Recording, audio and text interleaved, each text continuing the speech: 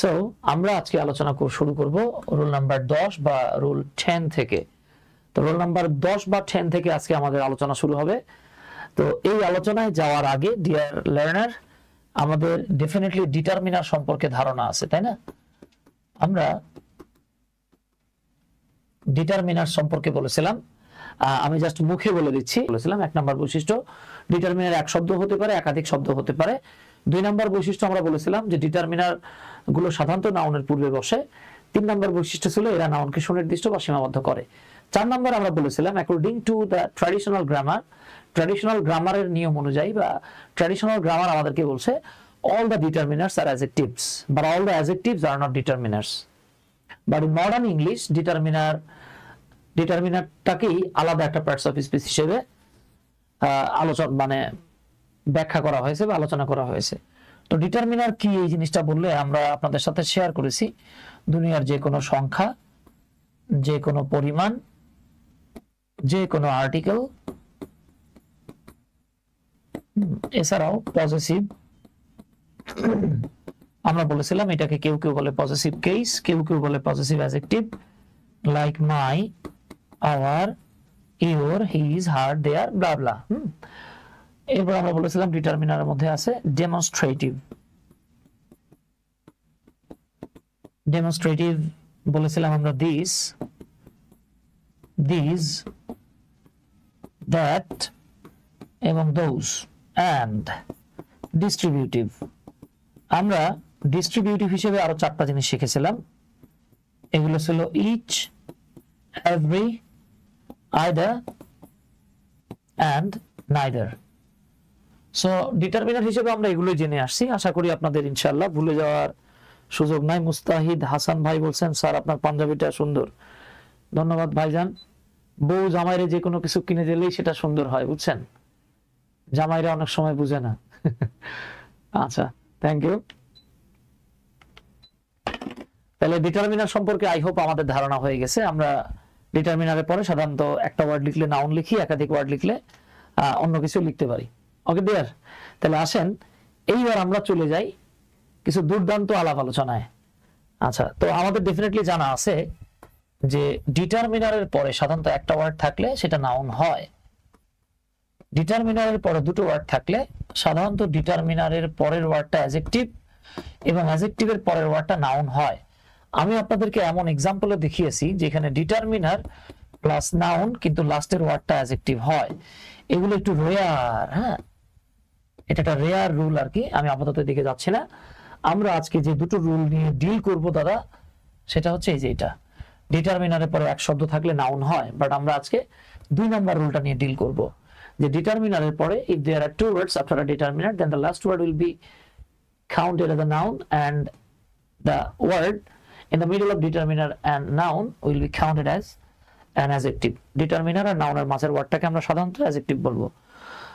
মুনতাসির শামীম ভাই, শহীদুল্লাহ ভাই, ওয়া আলাইকুম আসসালাম, আলহামদুলিল্লাহ। তাহলে এবার আসেন ওস্তাদ, এখানে খুব ইন্টারেস্টিং একটা ফ্যাক্ট খেয়াল করেন। আমরা প্রত্যেকটা সিম্পল, কমপ্লেক্স এবং কম্পাউন্ড নিয়ে যখন কথা বলেছি সেই জায়গাটাতে আমরা ট্রাই করেছিলাম, হ্যাঁ, সেই জায়গাগুলোতে আমরা ট্রাই করেছিলাম কমপ্লেক্স থেকে সিম্পল এবং কম্পাউন্ড করার। বাট এই জায়গাটাতে আমি সিম্পল থেকে আপনাদেরকে কমপ্লেক্স এবং কম্পাউন্ড দেখাবো, যেই লাউ সেই কদু। বুঝতে পারছেন তো? এটা নিয়ে খুব বেশি সন্দিহান হওয়ার কিছু নাই। তো আমি এই যে মাঝখানটাতে একটু ভাগ করে দেই।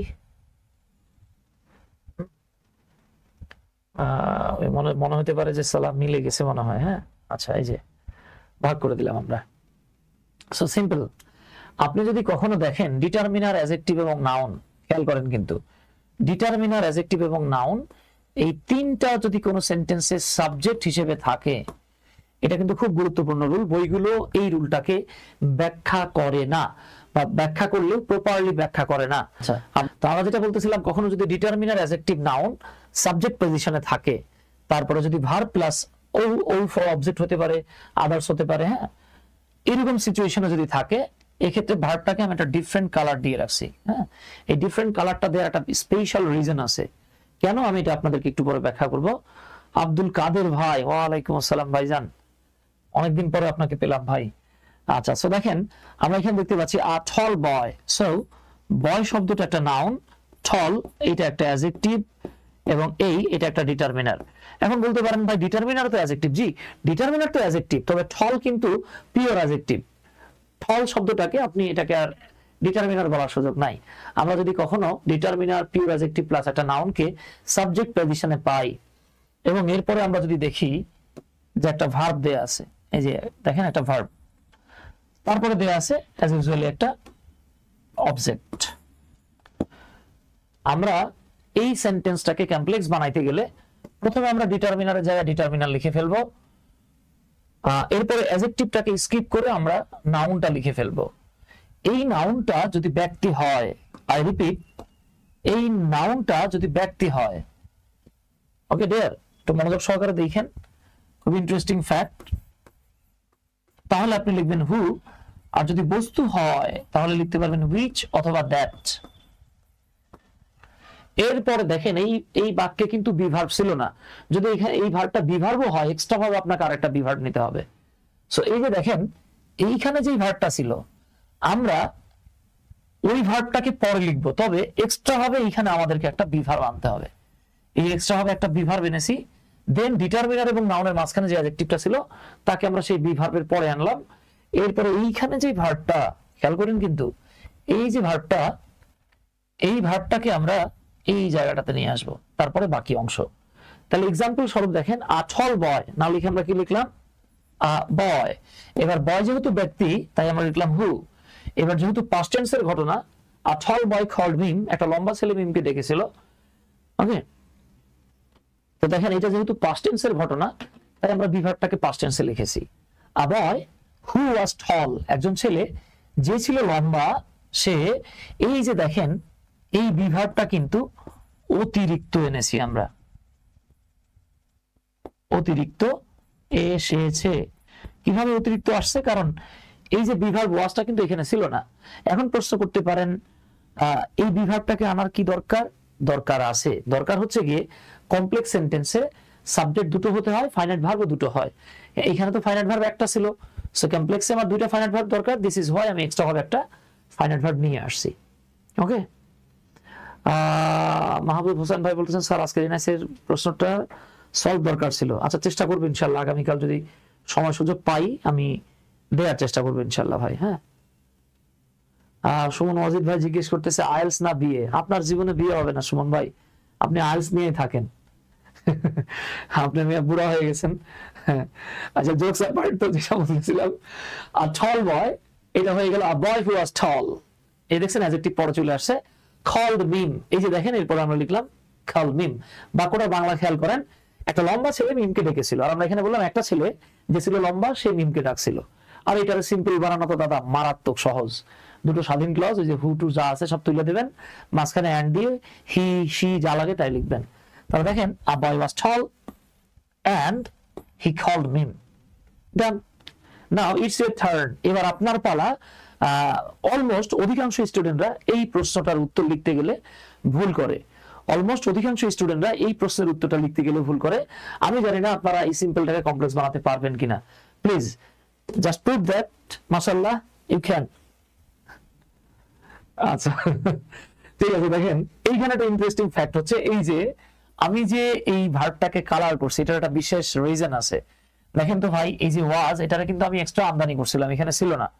তাহলে দেখেন এইখানে অ্যান হচ্ছে একটা ডিটারমিনার, আইডিয়াল হলো একটা অ্যাডজেক্টিভ, স্টুডেন্ট এটা হচ্ছে একটা নাউন, এবং এই পুরো অংশটা অ্যাজ আ সাবজেক্ট হিসেবে আমরা পেয়েছি।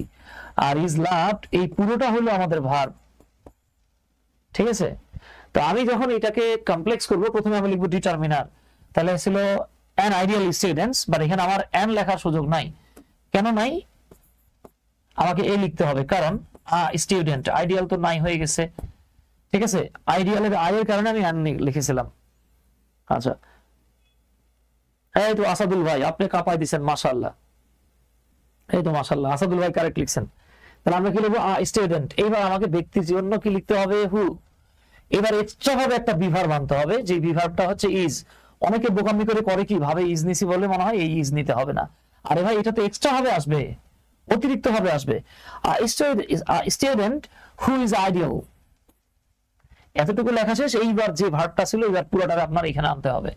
এখন লেখেন ইজ লাভড বাই অল। তো আমাদের অনেক ভাইয়েরা যে কাজটা করে, যেমন মৃণাল দাস ভাই এবং অমিত রায়হান ভাই যে কাজটা করেছেন, তারা এই ইজটা লেখার কারণে, হ্যাঁ, এই ইজটা লেখার কারণে এই ইজটাকে বাদ দিয়েছেন। কিন্তু ভাই এই ইজ তো আপনার এক্সট্রা আসছে, আপনি এর কারণে পরেরটারে কেন বাদ দিলেন দাদা? এ বাদ দিলে তো ঝামেলা লাগে যাবে না, ঠিক আছে? So this is the case, আশা করি বুঝতে পারছেন। তাহলে আমরা বলতে পারি I student is ideal and he is loved by all. এই ধরনের সেন্টেন্স গুলোকে সাধারণত কম্পাউন্ড করতে দিবে না, আপনাকে কমপ্লেক্স দিয়ে সিম্পল করতে বলবে অথবা সিম্পল দিয়ে কমপ্লেক্স করতে বলবে। কারণ কম্পাউন্ড যে সেন্টেন্সটা, এটা আহামরি খুব উচ্চ মানসম্পন্ন সেন্টেন্স হয় না, ঠিক আছে তো ডিয়ার? আচ্ছা, এতটুকুর মধ্যে কারো কোনো কোয়েশ্চেন থাকলে কোয়েশ্চেন করতে পারতেন। ওকে, তাহলে আসেন আমরা পরের অংশে চলে যাই। সো এখানে একটু খেয়াল করে দেখেন, ডিটারমিনার, অ্যাডজেক্টিভ এবং নাউন আমরা এখানে ভার্বের পূর্বে সাবজেক্ট হিসেবে পেয়েছিলাম। এটা ছিল roll number 10, but in roll number 11 এইখানে দেখেন সিনারিও কিছুটা চেঞ্জ হয়ে গেছে। আমরা এখানে দেখতে পাচ্ছি সাবজেক্টের জায়গায় সাবজেক্ট আছে ঠিকই, ভার্বও আছে, কিন্তু ডিটারমিনার, অ্যাডজেক্টিভ, নাউন এইবার এটা অবজেক্ট বা কমপ্লিমেন্ট হয়ে যাবে। ওকে, তাহলে দেখেন এইখানে ভার্বের আগে সাবজেক্ট পজিশনে ডিটারমিনার, অ্যাডজেক্টিভ, নাউন ছিল, বাট এই জায়গাটাতে আমরা দেখতে পাচ্ছি ভার্বের পরে ডিটারমিনার, অ্যাডজেক্টিভ, নাউন আছে। তার মানে ভার্বের আগে ডিটারমিনার, অ্যাডজেক্টিভ, নাউন আর সাবজেক্ট হিসেবে ছিল, এইখানে ভার্বের পরে ডিটারমিনার, অ্যাডজেক্টিভ, নাউন অবজেক্ট বা কমপ্লিমেন্ট হিসেবে থাকবে। যদি এরকম থাকে দ্য কেস ইজ সিমিলার, আমরা প্রথমে লিখবো সাবজেক্ট, তারপরে যেই ভার্ব ছিল তার লিখে ফেলবো, এবার ডিটারমিনার জায়গায় ডিটারমিনার লিখবো, অ্যাডজেক্টিভটাকে তাড়াই দিয়ে নাউনটা লিখবো। এই নাউন যদি ব্যক্তি হয় তাহলে হু লিখবেন, যদি বস্তু হয় দ্যাট বা হুইচ লিখবেন, এক্সট্রা হবে একটা বি ভার্বের আমদানি প্লাস অ্যাডজেক্টিভ হবে। ওকে, যেমন দেখেন আমরা আগের বাক্যে দেখেছিলাম টল বয় সাবজেক্ট হিসেবে ছিল, কল্ড মিম। এবার আমরা তাদের পজিশন চেঞ্জ করে দিয়েছি। এখানে বলছিলাম একটা লম্বা ছেলে মিমকে ফোন করছে, এই যে লম্বা ছেলে যে মিমকে ফোন করতেছে, মিমকে ছেড়ে দেবে নাকি? ও বলবে দাদা তুমি আমারে ফোন করছিলে না, এই যে আমিও তোমারে ফোন দিব। এই যে ফোন করেছিল বা ডেকেছিল যেটাই বলেন আপনি, এইবার মিম হয়ে গেল সাবজেক্ট, কল্ড হলো ভার্ব, এই যে দেখেন determiner, tall adjective and boy noun. এতটুকু অংশকে আমরা অবজেক্ট হিসেবে পেয়েছি। তাহলে আমরা কি কাজ করব ভাই? আমরা এখানে কি কাজ করব? আমরা এই যে লিখবো সাবজেক্ট মিম, ভার্ব কল্ড, মিম কল্ড বয়, জাস্ট টলটাকে পিছনে নিয়ে গিয়ে হু ওয়াজ টল। খেয়াল করেন মিম একটা লম্বা ছেলেকে ডেকেছিল, আর আমরা কমপ্লেক্সে বলতেছি মিম একটা ছেলেকে ডেকেছিল যে ছিল লম্বা, ওই যে লাউ সেই কদু। আর এখানে এসে তো বুঝতে পারতেছেন। নাও এবার যদি আপনাকে বলা হয় Tina wanted the ancient toy, Tina wanted the ancient toy, তাহলে টিনা এটা মেয়ের নাম, বুঝতে পারতেছেন সে একটা প্রাচীন খেলনা চেয়েছিল। তাহলে আমরা দেখতে পাচ্ছি here is the determiner, after that an adjective, at last noun. So what should we do now? Nothing but just write down the subject Tina, এই যে লিখে ফেললাম। এবার ভার্ব ছিল wanted, আমরা লিখে ফেললাম wanted, টিনা wanted। এবার আমাদের the ancient toy ছিল, আমরা লিখবো the toy। এইবার toy যেহেতু বস্তু, আমরা লিখবো which was ancient। Done. Okay, compound করলে কি বলবেন? Tina wanted a toy and it was ancient. I hope এরপরে ইনশাআল্লাহ এই জায়গাটাতে আর কারো কোনো সমস্যা থাকার সুযোগ নাই। ওকে, এরপরও যদি কারো কোনো প্রশ্ন থাকে জাস্ট বলে ফেলেন আমাকে। দেখেন তো এতটুকুর মধ্যে কারো কোনো প্রশ্ন আছে কিনা? ইনশাআল্লাহ প্রশ্ন থাকার সুযোগ নাই। Okay man, so what we have learned in number 10, rule number 10 and rule number 11 is that আমরা এখানে যা শিখছি সেটা হলো গিয়ে ডিটারমিনার, অ্যাডজেক্টিভ, নাউন সাবজেক্ট হিসেবে থাকতে পারে, ডিটারমিনার, অ্যাডজেক্টিভ, নাউন অবজেক্ট বা কমপ্লিমেন্ট হিসেবে থাকতে পারে। তো এটা সাবজেক্ট হিসেবে থাকুক আর অবজেক্ট হিসেবে বা কমপ্লিমেন্ট হিসেবে থাকুক, এই যে ডিটারমিনার, অ্যাডজেক্টিভ যে নাউনটা আছে, আমরা জাস্ট অ্যাডজেক্টিভটাকে হু ইজ বা হুইচ ইজ, হু ওয়াজ বা হুইচ ওয়াজ এইভাবে নিয়ে গিয়ে এক্সচেঞ্জ করব, নাথিং এলস। ওকে, এত ধন্যবাদ অমিত রায়হান ভাই, সুন্দর লিখছেন, মাশাআল্লাহ মাশাআল্লাহ। আচ্ছা, থ্যাংক ইউ। এই তো ভালো লাগতেছে, আপনারা কাজ করলে আসলে ভালো লাগে। এইবার দেখেন আমরা রুল নাম্বার 12তে চলে যাচ্ছি। আচ্ছা, তার আগে আপনাদেরকে ছোট্ট করে একটু বলি ভাই, আমাদের আগামী 10 জুন থেকে অনেক শিক্ষকের কাঙ্ক্ষিত বা অনেক স্টুডেন্ট আছেন, অনেকের কাঙ্ক্ষিত এই কোর্সটা, যারা আপনার শিক্ষকতা করেন, সে আপনি প্রাইমারি থেকে বিসিএস পর্যন্ত পড়ান বা ইন্টারমিডিয়েট পড়ান বা ভার্সিটি অ্যাডমিশন পড়ান, আপনি স্কুলের টিচার হন, মাদ্রাসার টিচার হন, যারা শিক্ষক নিজের দক্ষতাকে আরো বাড়াতে চাচ্ছেন অথবা চাচ্ছেন যে আমি শিক্ষক হব, হ্যাঁ, হালাল উপায়ে টাকা পয়সা আর্ন করব, একজন শিক্ষক যথেষ্ট আর্ন করতে পারে আলহামদুলিল্লাহ, ঠিক আছে, যথেষ্ট মানুষের ভালোবাসা পায়, সম্মান পায়, যে সালামটা পায় এটা কোনো ভয় ভীতি না, বরং শ্রদ্ধা ভরে তাকে মানুষ সম্মান করে। সো এই যে ইংলিশ ফর টিচার্স ব্যাচটাতে যুক্ত হলে আপনি এক ঢিলে অনেক পাখি মারতে পারবেন। আমাদের এই কোর্সটাতে আমরা গ্রামার নিয়ে ডিল করব, একদম basic to advance. Free hand writing নিয়ে আমরা কথা বলবো, ক্লাস করাবো।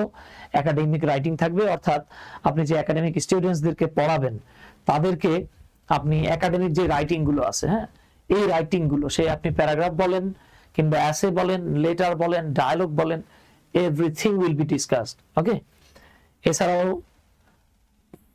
দেখেন স্পোকেন ইংলিশ ফর ক্লাসরুম, ক্লাসরুমে ইংরেজিতে কথা বলার নিয়ে আমাদের এই কোর্সে সংযুক্ত থাকবে, স্পোকেন ইংলিশটা যুক্ত থাকবে। রিডিং, একাডেমিক এবং আইএলটিএস এর রিডিং এ যা যা লাগে আমরা সেটা করাইতে পারবো, অর্থাৎ একজন শিক্ষকের যা লাগে আর কি, হ্যাঁ। আচ্ছা, এইখানে ভোকাবুলারির স্পেশাল ক্লাস হবে এবং সাথে থাকবে প্রেজেন্টেশন। একজন শিক্ষক যেন তার ছাত্রছাত্রীদেরকে প্রেজেন্টেশন দেওয়া শিখাতে পারে সাইড বাই সাইড, একজন শিক্ষক নিজেই যেন খুব চমৎকার ভাবে যে কোনো টপিককে স্টুডেন্টদের সামনে প্রেজেন্ট করতে পারে। ওকে, আমাদের সবচেয়ে বড় সমস্যা হচ্ছে আমরা অনেক সময় ছাত্রছাত্রীদের সামনে টপিকগুলোকে প্রেজেন্ট করতে পারি না।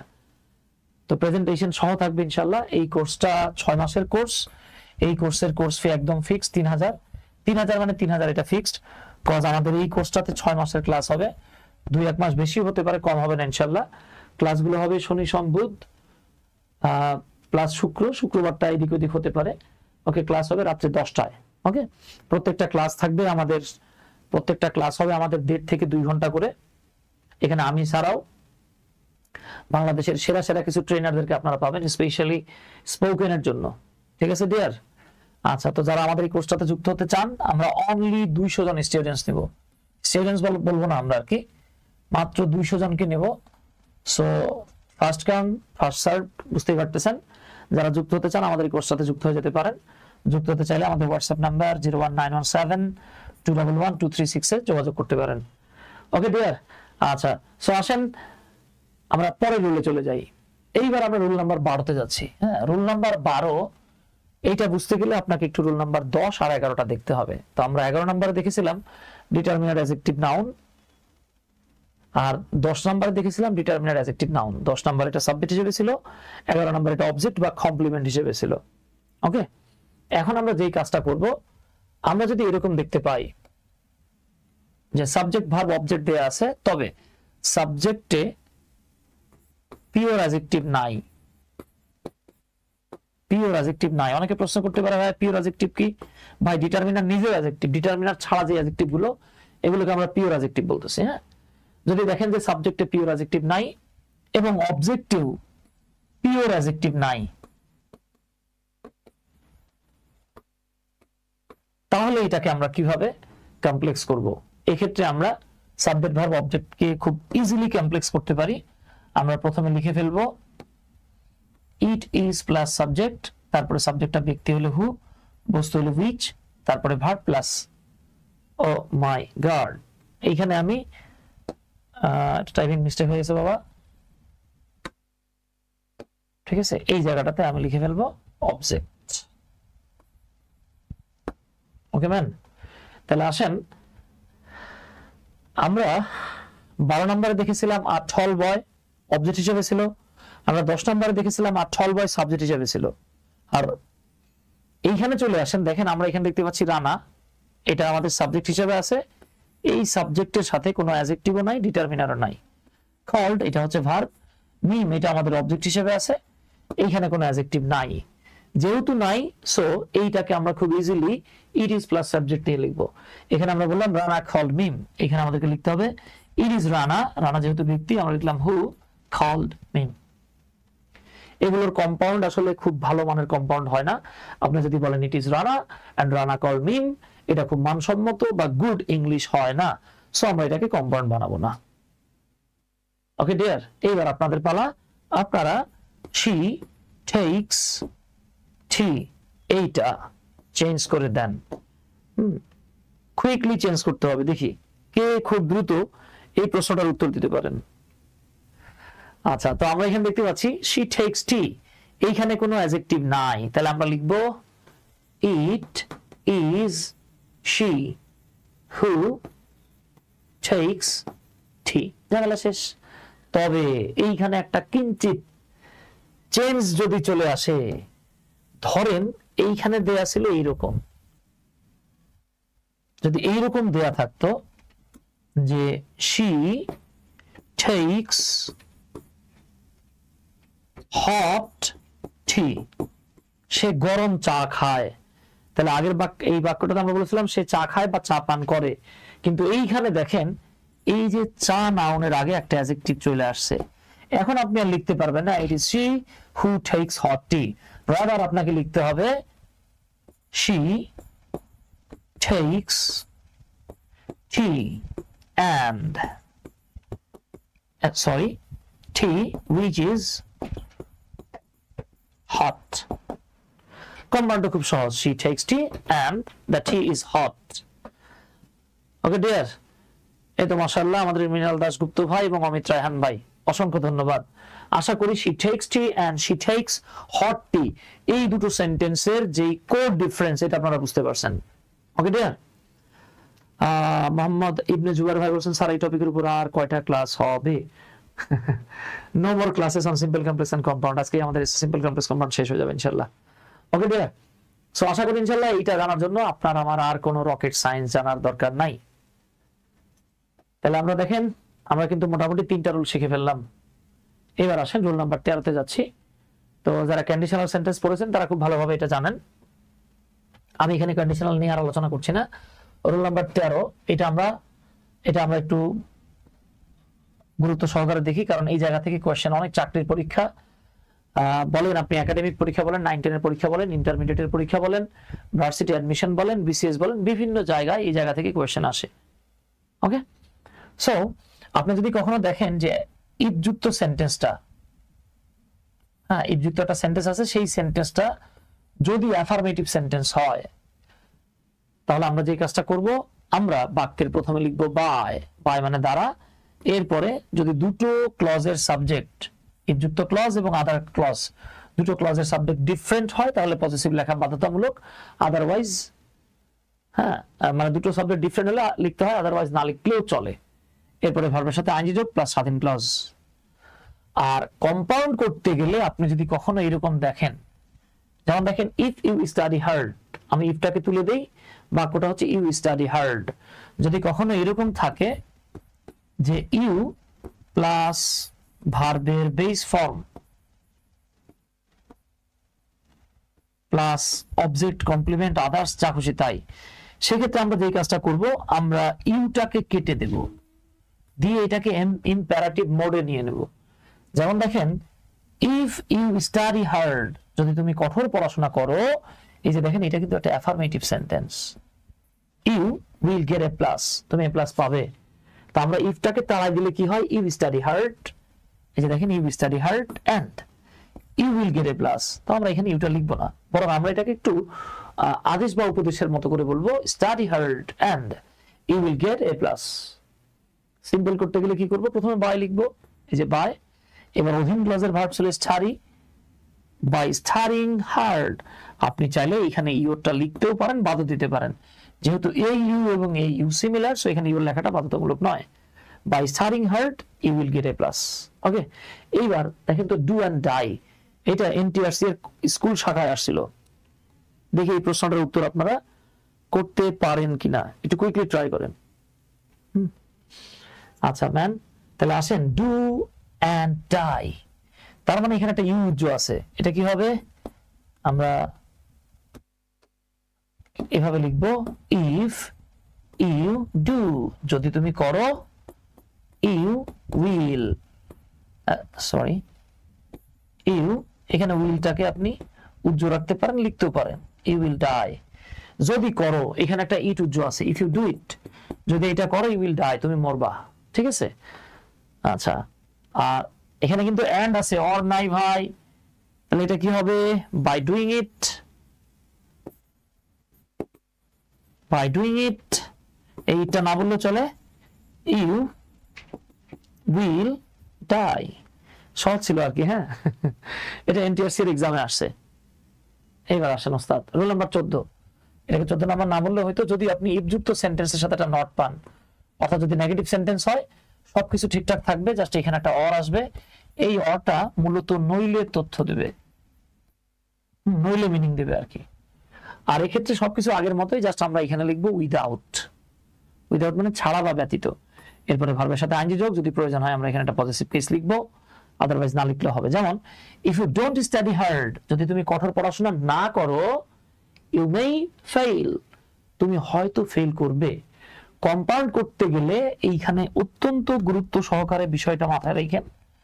যদি আমরা কখনো এরকম দেখতে পাই যে ইউ ডোন্ট প্লাস, যদি এরকম থাকে you don't plus V1 plus object, সেক্ষেত্রে আমরা যেই কাজটা করব, আমরা ইউ ডোন্টটাকে সুন্দর করে ঘেচাং করে কেটে দেব, লিখবো না। যেমন if you don't study hard, ইফটাকে তুলে দিলে কি হয়, ইউ ডোন্ট স্টাডি হার্ড, তাহলে ইউ ডোন্ট লেখার দরকার নাই। আপনি বলেন স্টাডি হার্ড, ঠিক মতো পড়, অর নইলে ইউ মে ফেইল। আর যদি বলেন ইউ ডোন্ট স্টাডি হার্ড, তুমি পড়াশোনা করিও না, না হলে ফেল করবা, হইলো? মিনিং মিললো? গিট্টু লেগে গেল না? আচ্ছা, তো এই হইতেছে কি ঘটনা। আর এখানে আমরা কি বলছি, without studying hard you may fail. বাংলাটা খেয়াল করেন, কঠোর পড়াশোনা ছাড়া তুমি ফেল করতে পারো। যদি তুমি কঠোর পড়াশোনা না করো ফেল করতে পারো, কঠোর পড়াশোনা করো নইলে কিন্তু ফেল করতে পারো। ওকে, এনটিআরসি স্কুল রিটেন কোর্স চালু করেন A to Z। Abdullah Masum ভাই, এনটিআরসি স্কুলের রিটেন ব্যাচ আমাদের এখানে রানিং আছে। হ্যাঁ, কলেজের ব্যাচটাও চালু করার আমরা চিন্তা ভাবনা করতেছি, দেখি যদি সুযোগ পাওয়া যায়। ওকে ডিয়ার, এইবার দেখেন বিভিন্ন এক্সামে এই প্রশ্নটা মিনিমাম 50 টাইমস আসছে। হ্যাঁ, মিনিমাম 50 টাইমস এই কোশ্চেনটা আসছে। Do or die, do or die. দেখি আমরা একটু চেষ্টা করি। ওকে, আচ্ছা তাহলে আমরা কি লিখবো, এই যে ইফ, সরি,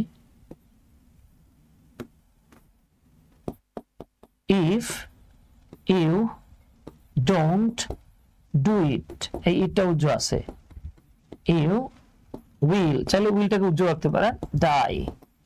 যদি তুমি না করো তাহলে তুমি মরবা, এই যে করো নাইলে মরো। আর এই জায়গাতে কি হবে, উইদাউট ডুইং ইট, এটা সাইলেন্ট থাকতে পারে, ইউ উইল, এটাও সাইলেন্ট থাকতে পারে, ডাই। ঠিক আছে ডিয়ার, এইটা নিয়ে খুব বেশি পেরেশানি নেয়ার সুযোগ নাই।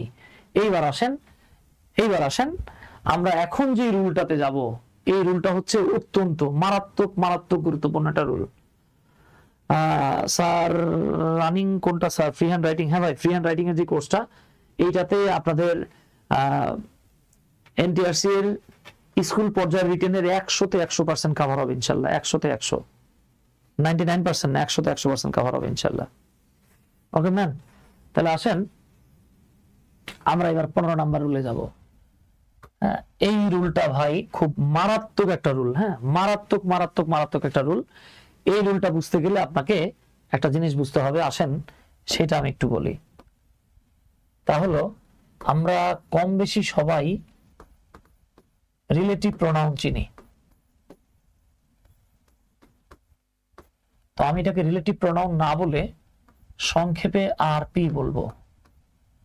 অথবা আমরা কম বেশি সবাই রিলেটিভ অ্যাডভার্ব চিনি। রিলেটিভ অ্যাডভার্ব হইতেছে 4টা।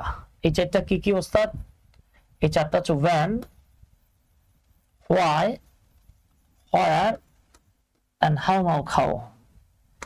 এছাড়া মানে এগুলো ছাড়া that এবং আদার যে ডব্লিউএস ওয়ার্ড গুলো আছে সেগুলোকে আমরা রিলেটিভ প্রোনাউন হিসেবে ব্যবহার করি।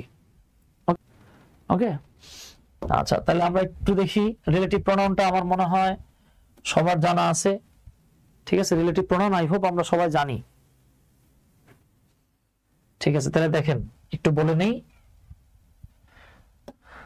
আমরা জানি যে কখনো যদি নাউন অথবা প্রোনাউন, খেয়াল করেন, নাউন বা প্রোনাউনের পরে যখন দ্যাট অথবা ডব্লিউএস ওয়ার্ড বসে, এবং সেই দ্যাট বা ডব্লিউএস ওয়ার্ডটা নাউন বা প্রোনাউনের পরে বসার পর যদি সেটা আগের নাউনটাকে বোঝায়, এক্ষেত্রে আমরা এই দ্যাট বা ডব্লিউএস ওয়ার্ডটাকে সাধারণত বলে থাকি এইটাই রিলেটিভ প্রোনাউন। আর রিলেটিভ প্রোনাউন মূলত যেই নাউন বা প্রোনাউনকে নির্দেশ করে তাকে বলা হয় অ্যান্টিসিডেন্ট। খাস বাংলায় আমরা যাকে বলি পূর্বপদ।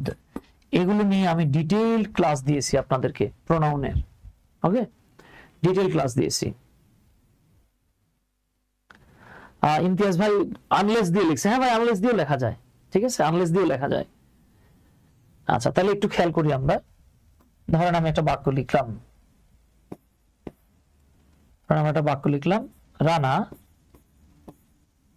রানা called মিম। রানা মিমকে ডেকেছিল। বাক্য আমরা এখানে শেষ করে দিতে পারতাম, কিন্তু আমরা চাচ্ছি মিম একটা যেহেতু নাউন, এই নাউন সম্পর্কে তথ্য দিব। আমি এবার লিখলাম হু, রানা মিমকে ডেকেছিল। হু যে, আমরা বলতে পারি না, দেখেন তো, হু ওয়ার্কস ইন ধরেন লিখলাম মিরপুর, যিনি মিরপুরে কাজ করেন। তো আমাদের জানা আছে এই বাক্যটাতে হু এর বাংলা হলো যে। এই যে বলতে কে? মিম। তার মানে দেখেন তো নাউনের পরে দ্যাট বা ডব্লিউএস ওয়ার্ড বসে, এই যে বসে, এবং এই দ্যাট বা ডব্লিউএস ওয়ার্ডটা আগের নাউনটাকে যেহেতু নির্দেশ করতেছে, সো এটা হচ্ছে রিলেটিভ প্রোনাউন। এটাকে আরেকটা চমৎকার উপায়ে ব্যাখ্যা করতে পারি আমরা। এই জায়গাটাতে বাক্য আছে দুইটা, প্রথম বাক্যটা হচ্ছে রানা কল্ড মিম, রানা মিমকে ডেকেছিল। আর দ্বিতীয় বাক্যটা হচ্ছে মিম ওয়ার্কস ইন মিরপুর, মিম মিরপুরে কাজ করে। তাহলে দেখেন মিম ওয়ার্কস ইন মিরপুর, এটা একটা সেন্টেন্স। রানা কল্ড মিম, রানা মিমকে ডাকছিল, এটা একটা সেন্টেন্স। এই যে দুটো সেন্টেন্স এখনো এক হয় নাই, আলাদা আছে, কিন্তু দেখেন এখনো আলাদা আছে। তাহলে প্রথম বাক্যটা কি ছিল? রানা কল্ড মিম। দ্বিতীয় বাক্যটা কি ছিল? মিম ওয়ার্কস ইন মিরপুর। এই যে দুটো আলাদা বাক্যকে রিলেটেড করলো কে? হু। যা দুইটা আলাদা বাক্যকে রিলেটেড করে তার নাম হচ্ছে রিলেটিভ প্রোনাউন। আর এক্ষেত্রে মিমকে আমরা আর মিম না বলা বা নাউন না বলে অ্যান্টিসিডেন্ট বলবো। এই যে দেখেন অ্যান্টিসিডেন্টের পরে আমরা দেখতে পাচ্ছি হু ওয়ার্কস ইন মিরপুর। আপনাদের মধ্যে এখানে কে আছেন যিনি বলতে পারবেন হু ওয়ার্কস ইন মিরপুর এটা ইন্ডিপেন্ডেন্ট ক্লজ নাকি ডিপেন্ডেন্ট ক্লজ? এই তো ধন্যবাদ মামুন ভাই। এই যে মামুন ভাই বলছে ডিপেন্ডেন্ট। জি, আমি যদি শুধু এতটুকু বলি যে মিরপুরে বাস করে, মনে ভাব প্রকাশ পায়, একটা আকাঙ্ক্ষা থাকে না, যে মিরপুরে বাস করে, আকাঙ্ক্ষা থাকতেছে, তার মানে এটা ডিপেন্ডেন্ট ক্লজ। কিন্তু আমি যদি শুধু এতটুকু বলতাম রানা মিমকে ডেকেছিল, এইটা দিয়ে কিন্তু মনের ভাব প্রকাশ পাচ্ছে। সো এতটুকু হলে হয়তো ইন্ডিপেন্ডেন্ট, এটা হচ্ছে ডিপেন্ডেন্ট। এই যে একটা ইন্ডিপেন্ডেন্ট এবং একটা ডিপেন্ডেন্ট ক্লজ চলে আসছে, সো দুটো মিলে যে সেন্টেন্সটা পাওয়া গেছে এটা একটা কমপ্লেক্স সেন্টেন্স। আমার মজার ব্যাপার হচ্ছে দেখেন এই যে হু ওয়ার্কস ইন মিরপুর, এই পুরো ক্লজটা যেহেতু মিম নামের একটা নাউন সম্পর্কে তথ্য দিচ্ছে, যখন কোনো ক্লজ নাউন সম্পর্কে তথ্য দেয় তখন তাকে বলা হয় অ্যাডজেক্টিভ ক্লজ। মজার ব্যাপার হচ্ছে অ্যান্টিসিডেন্টের পরে রিলেটিভ প্রোনাউন যুক্ত ক্লজগুলো মোর দ্যান 90% ক্ষেত্রে সেটা অ্যাডজেক্টিভ ক্লজই হয়। অ্যান্টিসিডেন্টের পরে রিলেটিভ প্রোনাউন যুক্ত ক্লজগুলো মোর দ্যান 90% ক্ষেত্রে অ্যাডজেক্টিভ ক্লজই হয়। ঠিক আছে? কালিদাস হালদার ভাই, আপনি একটু আমাদের হোয়াটসঅ্যাপ নাম্বারটাতে যোগাযোগ করেন ভাই। ভাই ওয়েস্ট বেঙ্গল থেকে বলছেন।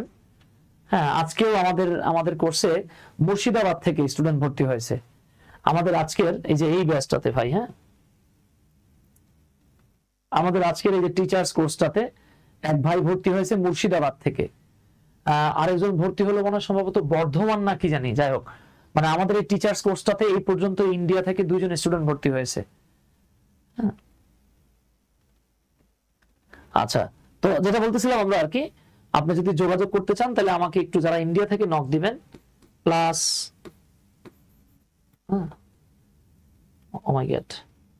+88 তারপরে ভাই 01917211236 এই হোয়াটসঅ্যাপ নাম্বারটাতে একটা নক দিয়েন ভাই। হ্যাঁ, তাহলে হবে দাদা। হ্যাঁ, কালিদাস হালদার ভাইজান, এটাতে একটা নক দিয়েন প্লিজ। আচ্ছা, তো যেটা বলতেছিলাম ভাই, এই এতটুকু অংশকে আবার বলা হয় রিলেটিভ প্রোনাউন যুক্ত ক্লজ।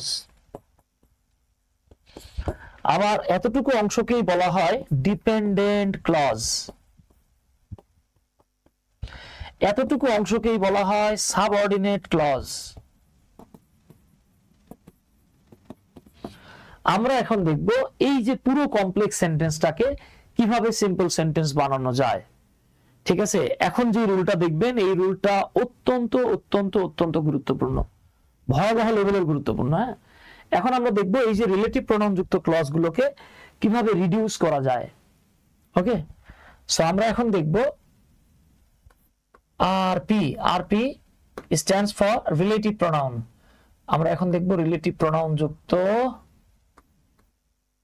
অ্যাডজেক্টিভ ক্লজকে,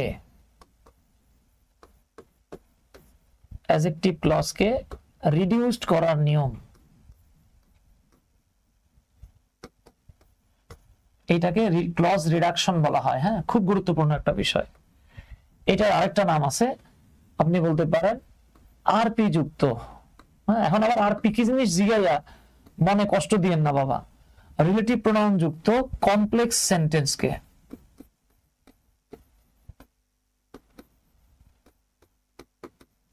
সিম্পল করার নিয়ম, এইটাকে আমরা অনেকে বলি রিডিউসড অ্যাডজেক্টিভ ক্লজ।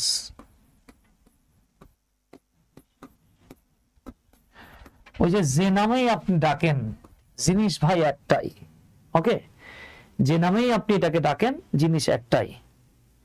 শহীদুল ভাই বলতেছেন কলা রোয়া, আচ্ছা আচ্ছা, ধন্যবাদ। মুসাফির, মুসাফির রাজু ভাই, থ্যাংক ইউ ভাই। তাহলে ভাই এবার আমরা একটু রুলটা দেখব, খুব মনোযোগ সহকারে দেখেন। এখানে দুর্দান্ত একটা জিনিস দেখতে পাবেন। হ্যাঁ, আপনারা দেখবেন এই তথ্যটা হায়ার লেভেলের যে রাইটিং সেখানে হাজার বার, লক্ষ বার, কোটি বার ব্যবহার করা হয়। এই যে তথ্যটা এটা হায়ার লেভেলের রাইটিং এ ব্যাপক কাজে আসে। ওকে, তাহলে নিয়মটা কি? এক, প্রথমে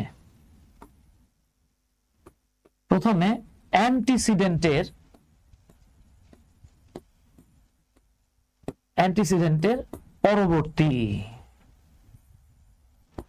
প্রথমে অ্যান্টিসিডেন্টের পরবর্তী রিলেটিভ প্রোনাউনটি উঠে যায়। তাহলে রিলেটিভ প্রোনাউন দেয়া থাকবে অ্যান্টিসিডেন্টের পরে, আমরা সেই রিলেটিভ প্রোনাউনকে তুলে দিব। দুই, অক্সিলিয়ারি ভার্ব থাকলে, কারণ নাও থাকতে পারে, অক্সিলিয়ারি ভার্ব উঠে যায়। তাহলে মাথায় রাখবো রিলেটিভ প্রোনাউন উঠে যায়, অক্সিলিয়ারি ভার্ব উঠে যায়। তিন, গুরুত্বপূর্ণ একটা কথা, সেটা হচ্ছে অ্যাক্টিভ ভয়েসে মূল ভার্বের সাথে আইএনজি যোগ হয়, খুব গুরুত্বপূর্ণ ভাই। চার, প্যাসিভ ভয়েসে V3 হয়। এই তথ্যটা যদি মাথায় না থাকে খাতায় খুব বেশি সুবিধা করতে পারবেন না। ঠিক আছে, এই তথ্য মাথায় না থাকলে ভাই খাতায় খুব বেশি সুবিধা করার সুযোগ নাই। যে কোনো মূল্যে এই তথ্য আপনাকে মাথায় রাখতে হবে। এখন এইটা কার কার মুখস্থ হয়ে গেছে একটু কমেন্ট করেন তো। তাহলে তথ্যটা কি ভাই? নাম্বার ওয়ান, প্রথমে আমরা এটাকে একদম শর্ট করে বলতে পারি, রিলেটিভ প্রোনাউন উঠে যায়, অক্সিলারি ভার্ব উঠে যায়, অ্যাক্টিভ ভয়েসে আইএনজি যোগ হয়, প্যাসিভ ভয়েসে V3 হয়। কুইকলি দেখি কে কমেন্ট করতে পারেন, কার মুখস্থ হয়ে গেছে। আচ্ছা, মাশাআল্লাহ, ডান, থ্যাংক ইউ ভেরি মাচ। তাহলে এবার আমরা একটু দেখি, আমি কিছু এক্সাম্পল দেখাই আপনাদেরকে। ধরেন একটা কোয়েশ্চেন থাকলো এরকম,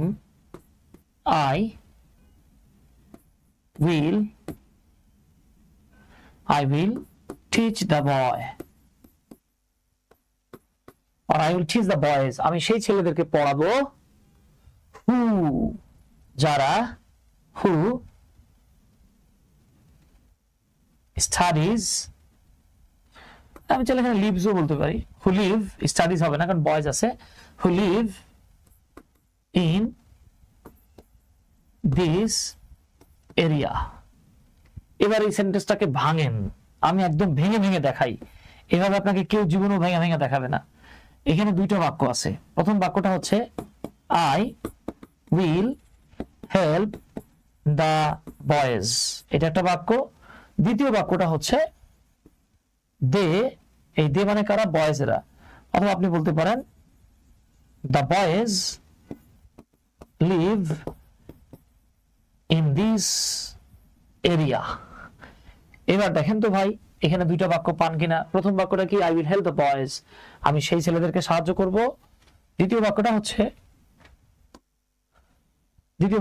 the boys live in this area, ছেলেরা এই এরিয়ায় থাকে। এই যে দুটো আলাদা sentence, I will help the boys এবং the boys live in this area, এই আলাদা বাক্য দুটোকে রিলেটেড করছে কে? হু।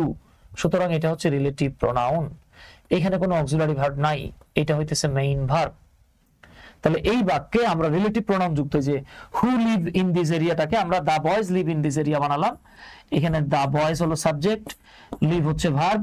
আমাকে জাস্ট বলেন এই সেকেন্ড যে সেন্টেন্সটা বা ক্লজটা এটা অ্যাক্টিভ নাকি প্যাসিভ, কুইকলি আনসার দিতে হবে। এতগুলো মানুষ আছেন, কুইকলি আনসার করতে হবে। মনিরুল ভাই ধন্যবাদ, মাসুদ ভাই ধন্যবাদ। কুইকলি বলেন দ্বিতীয় যে অংশটা এটা অ্যাক্টিভ নাকি প্যাসিভ। তো আমরা দেখতেছি লিভ মানে বাস করা, বাস করার কাজ যেহেতু সাবজেক্ট নিজেই করতেছে সো এটা অ্যাক্টিভ। তাহলে রুল কি বলছে আমাদেরকে? প্রথমে অ্যান্টিসিডেন্টের পরে রিলেটিভ প্রোনাউনটি উঠে যায়, তাহলে আমরা রিলেটিভ প্রোনাউনটাকে উঠায় দিব। এরপরে বলতেছে অক্সিলারি ভার্ব থাকলে উঠে যায়, অক্সিলারি ভার্ব এখানে নাই, ওঠার প্রশ্নই আসে না। এবার কি বলছে? অ্যাক্টিভ ভয়েসে মূল ভার্বের সাথে আইএনজি যোগ হয়, তাহলে আমরা এখানে মূল ভার্ব লিভটাকে কেটে দিলাম, দিয়ে আইএনজি যোগ করতে হবে। তাহলে বাক্যটা হয়ে যাইতেছে I will teach, I will teach, এখানে হেল্প লিখছিলাম নাকি? এটা টিচ হবে, teach. I will teach the boys living in this area। এবার একটু খুব যত্ন সহকারে বাংলাটা খেয়াল করে দেখেন।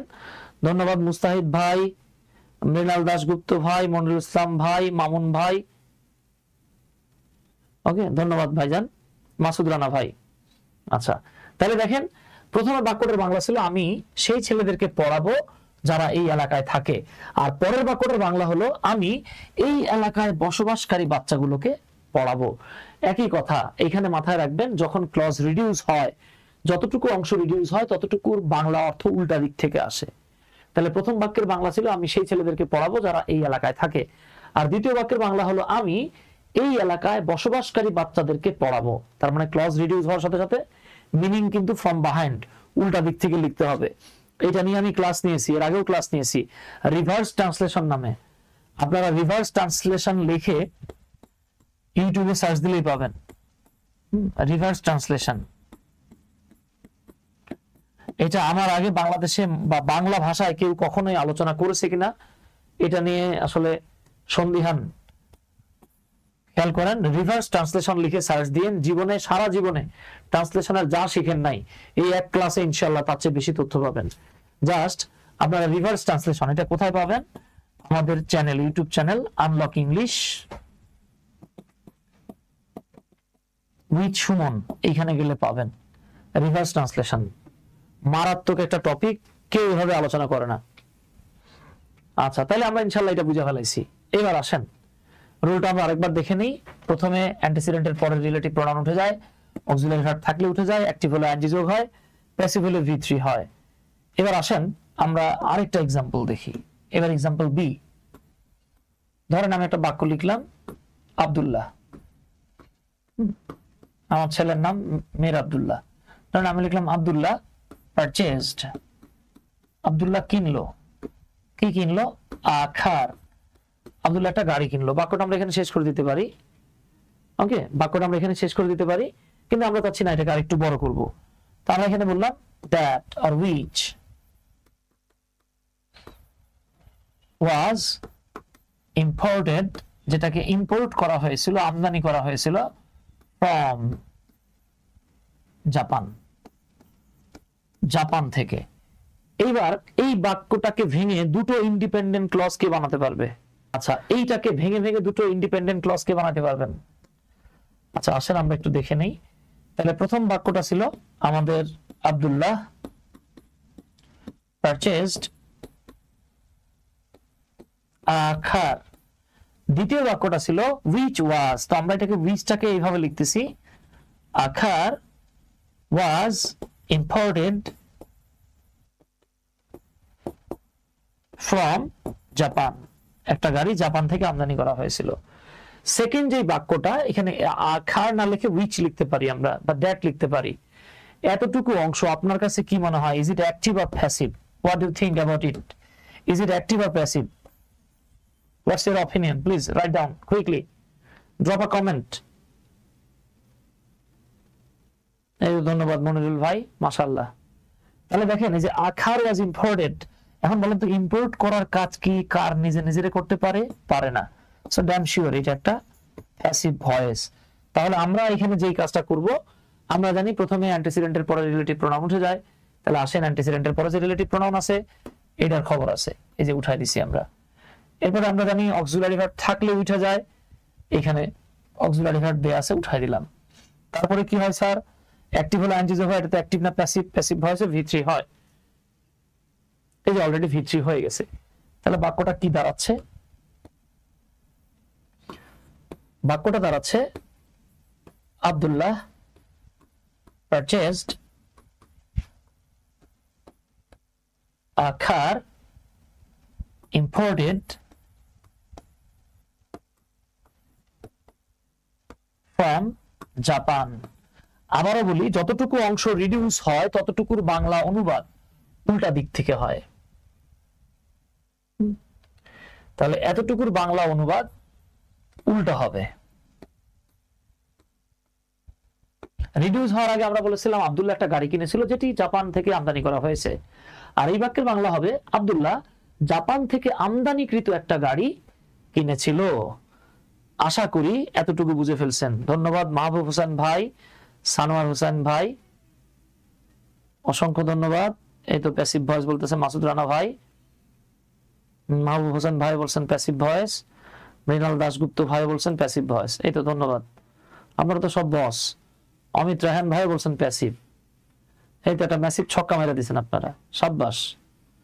আচ্ছা, এই যে দেখছেন ভাই, বিশ্বাস করেন বইগুলো আপনাদেরকে এইভাবে ভেঙে ভেঙে, আর আসলে বই এইভাবে ভেঙে ভেঙে বোঝানো সম্ভব না। হ্যাঁ, এই যে দেখেন এটা যে কত বড় একটা জেমস, এটা যে কত বড় একটা পার্ট, এটা আপনি কল্পনাও করতে পারবেন না। এখন বলতে পারেন ভাই আমি তো এটারে কমপ্লেক্স থেকে সিম্পল বানাইলাম, এখন আমি যদি সিম্পল সেন্টেন্স পাই তাহলে আমি কেমনে বুঝবো রিডিউস হয়েছে কিনা? ঠিক আছে, আচ্ছা আমি এখানে লিখে দিচ্ছি সিম্পল সেন্টেন্স দেখে কিভাবে রিডিউসড হয়েছে কিনা বুঝবো, হয়েছে কিনা বুঝবো। এখন আপনি বলতে চাচ্ছেন যে দাদা সিম্পল সেন্টেন্স যদি দেয়া থাকে তাহলে আমি কেমনে বুঝবো যে হেরা রিডিউস করছে নাকি করে নাই? বাইরে এইটা বোঝার লিগে তো আর আপনার রকেট সায়েন্স জানার দরকার নাই। আপনি যেটা দেখবেন, যদি দেখেন কোনো একটা নাউনের পরে কোনো কাজ কাম নাই, হুদাই একটা আইএনজি যোগ হয়ে গেছে, তাহলে বুঝবেন এখানে গিট্টু লাগছে। অথবা যদি দেখেন একটা নাউনের পরে কোনো কাজ কাম নাই, কই থেকে জানি একটা V3 চলে আসছে, তার মানে এখানে রিডিউস হয়ে গেছে। ওকে, আচ্ছা তাহলে আপনি যদি কখনো এইভাবে পান তাহলে আপনি বুঝবেন এইখানে গিট্টু লাগিয়ে গেছে মনি। তাহলে আসেন আমি একটা বাক্য দেখাই। ধরেন আমি একটা বাক্য লিখলাম, একটা নাম লিখতেছি আর কি। আমি তো রূপা লিখলে আপনারা খালি বারবার কোন যে স্যার রূপা কিটা, এর নাম এত লেখেন কেন? আজকে রূপা না লিখে খালি সোনা লিখছি, সরি সোনা না তো মিম লিখছি। ঠিক আছে, ধরেন মিম রে আমি একটু মিমি বানাই দিলাম, মামি দেখেন না আবার মিমি লিভিং ইন একটা নাম লিখলাম আমরা, ধরে নেন দিনাজপুর। তাহলে এতটুকুর বাংলা হচ্ছে দিনাজপুরে বসবাসকারী মিম উইল ম্যারি, বিয়ে করবে। কারা বিয়ে করবে? ধরেন আমরা লিখলাম সাকিব অথবা রাকিব। রাকিবরে বিয়ে করবে, বাক্য এখানে শেষ। এখন আপনি বলতে পারেন ভাই আমি কেমনে বুঝবো এখানে রিডিউস হয়েছে? এটা বোঝার জন্য তো দাদা রকেট সায়েন্স জানার দরকার নাই। এই যে দেখেন, আমরা যদি বলতাম মিম ইজ লিভিং, আপনি বুঝতেন যে এটা একটা পরিপূর্ণ বাক্য। কিন্তু দেখেন কোনো কাজ কাম নাই, হুদাই নাউনের পরে ভার্বের সাথে আইএনজি যোগ হয়ে গেছে, তার মানে রিডিউস হয়েছে। তাহলে বাক্যটা ছিল এরকম, মিম হু লিভস ইন দিনাজপুর। এই যে যখন হু উঠা গেছে, লিভস উঠা গিয়ে লিভিং হয়েছে। দেখেন তো এটা বোঝার জন্য আর রকেট সায়েন্স জানার দরকার আছে কিনা? It's not a rocket science dear, easily বোঝা যায় ইনশাআল্লাহ। ধন্যবাদ মাসুদ রানা ভাই, আপনার কমপ্লিমেন্ট শুনে আজকে আমার ক্ষুধা চলে গেছে। একজন বলতেছে সুমন স্যারের ফ্যান হয়ে গেছি, তাও ভালো ভাই, ফ্যান হন ফলোয়ার। দেখেন ওই একবার একটা পিকচার দেখছিলাম যে ভাই সব ফলোয়ার কিন্তু ভালো হয় না, বুঝছেন? ফ্যান হন ঠিক আছে, ফলোয়ার হইলে ঝামেলা। হ্যাঁ, তো বলতেছিল সব ফলোয়ার কিন্তু আপনার উপকার করে না, কিছু কিছু ফলোয়ার ক্ষতি করে। তো বইলা কি বলছে জানেন? তো ধরে না, আমি তো আসলে ছবি আঁকায় বিশেষভাবে অজ্ঞ। ধরেন এটা হলো একটা হরিণ, তো একটা হরিণ দৌড়াইতেছে, বুঝছেন? আমি তো আসলে ছবি আঁকতে পারি না, তাই লিখলাম এভাবে আর কি। এখন যদি এর পেছনে একটা বাঘ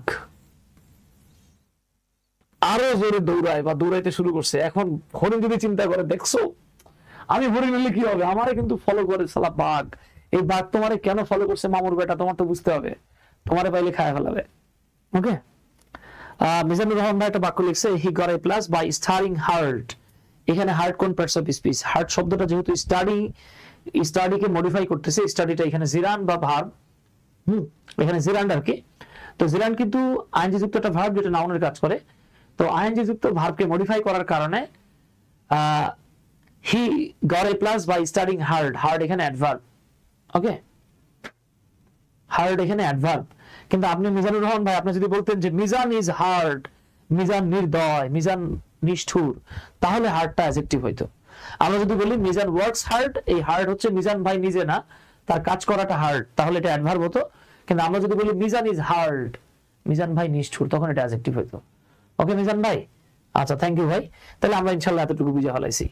ওকে, আবার যদি বাক্য এরকম থাকে, দেখেন ধরুন একটা বাক্য এরকম দেয়া থাকলো যে I need a book. I need a book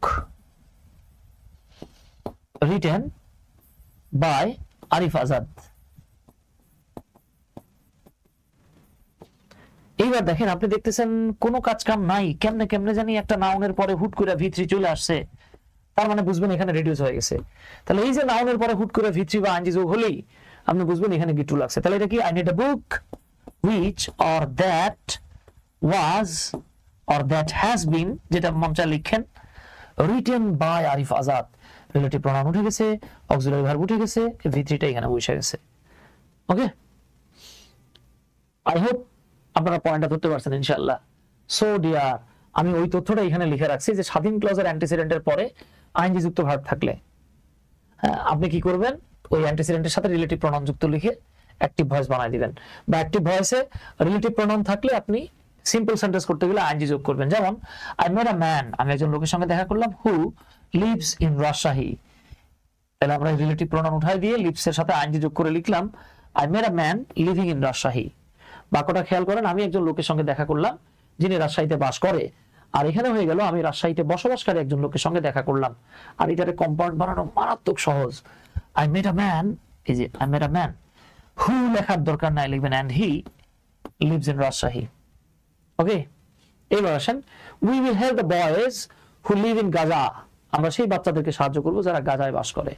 তাহলে এখানে কি হবে, এই যে হু লিভ, তাহলে এটা জাস্ট লিভিং বানায় দেন। তাহলে we will help the boys, এই যে আমাদের সিম্পল সেন্টেন্স হয়ে গেল, লিভিং ইন গাজা। আর পরের কম্পাউন্ডটা বুঝছেন, we will help the boys and they live in Gaza. এই যে মামুন ভাই বলতেছেন যে স্যার গিট্টু শব্দটা বরিশালে নেগেটিভ অর্থ দেয়, হইতে পারে ভাইজান, এক দেশের গালি আরেক দেশের বুলি। সৈকত ভাই বলছেন আসসালামু আলাইকুম। ওয়া আলাইকুম আসসালাম সৈকত ভাই। আচ্ছা, এবার আসেন, যদি এরকম হয় অ্যান্টিসিডেন্টের পরে রিলেটিভ প্রনাউন যুক্ত ক্লজ থাকে এবং সেটা প্যাসিভ ভয়েস হয়। এটা তো মারাত্মক সহজ, ওই যে আমরা বলছি স্বাধীন ক্লজ প্লাস অ্যান্টিসিডেন্টের সাথে V3 লিখবো। যেমন রানা বরাখার that was imported from Japan, relative pronoun উঠে গেছে, অক্সিলারি ভার্ব উঠে গেছে, এই যে হয়ে গেছে, ডান। ওকে, আচ্ছা একই সেন্টেন্স এখানে রিপিট হয়ে গেছে, আমি আপনাদের জন্য একটা ডিফারেন্ট সেন্টেন্স দেই এখানে।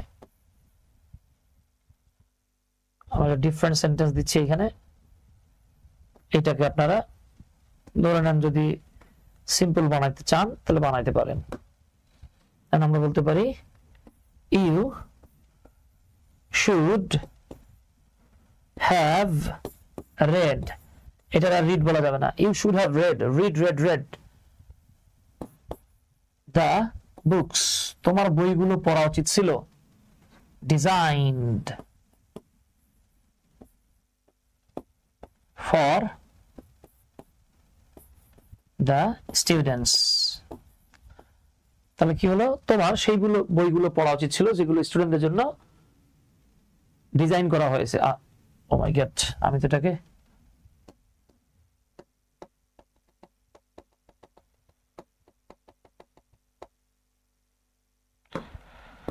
আচ্ছা আমি আবার লিখে দেই, এবার সিম্পল বানা দিলাম, আপনারা এটাকে কমপ্লেক্স বানাবেন, যে you should have read the books designed for our children। ধরুন আমি জাস্ট এখানে স্টুডেন্টস না লিখে our children লিখলাম। তো এইটারে কম্পাউন্ড বানানোর জন্য আমাদের আর এক্সেসিভ প্যারা নেওয়ার কোনো দরকার নাই। হারুন সর্দার ভাই, স্যার আপনার বই কবে পাওয়া যাবে? ভাই আগামী 2 মাসের মধ্যে আমাদের বইটা আসবে ইনশাল্লাহ, 2 থেকে সর্বোচ্চ 3 মাস লাগবে হারুন ভাই। আমরা ওই যে আমাদের যে টিচার্স ব্যাচটা চালু করেছি, এই ব্যাচের মাঝামাঝি সময়ের মধ্যে আমাদের স্টুডেন্টরা এই বইটা পেয়ে যাবে ইনশাল্লাহ। এই যে ইংলিশ ফর টিচার্স যে ব্যাচটা, এই ব্যাচটা চলাকালীন সময়ে আমাদের যারা টিচার থাকবে আর কি, মূলত আমরা তাদেরকে আগে সরবরাহ করবো বইটা ইনশাল্লাহ, প্লাস আমাদের যে আদার্স স্টুডেন্ট আছে আর কি সবাই পাবে ইনশাল্লাহ। হ্যাঁ, ফেরদৌস ভাই, জাযাকাল্লাহ ভাই, SM ফেরদৌস আহমেদ ভাই, থ্যাংক ইউ ভাই। হ্যাঁ আচ্ছা, তাহলে আমরা পারবো ইনশাল্লাহ, এটা এতটুকু আমাদের ডান হয়ে গেছে ইনশাল্লাহ, এটা ডান। এইবার আসেন আর রোলিং স্টোন,